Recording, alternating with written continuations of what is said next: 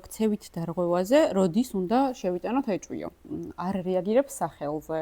ან როცა ბავშვი ესე უყურებს სათამაშოს და ბორბალს ატრიალებს. პირველი რაც არის თუ ერთჯერადად ხდება ეგ ამბავი, რაღაცა სახელი დაუძახე და ყურადღება არ მოგაქცია, ეგ არ არის ეჭვის შეტანის საფუძველი, რომ თუ ერთჯერადად ხდება ეგ ამბავი რა.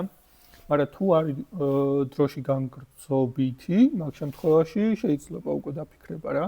არო ამბობთ რომ აი დავგიძახე ლაშა ვერ გაიგე უბრალოდ და არ მომწია. ან აი ტელეფონში როცა ვიყურები ხოლმე ხანდახან არ მეზმის რაც მელაპარაკებიან, იმიტომ რომ იქ ვარ ორიენტირებული და ან ახალ სათამაშო მიუტანეთ და ფერების მიხედვით დააწყო ისე მაგას არ გულისხმობთ რა, თუ კი ეს ხდება განმეორებითად და ხდება ისე რომ დაუშვათ ერთსა და იმავე სათამაშოებს დაალაგა ესე ამ ფერების მიხედვით დაუშვათ აურიათ.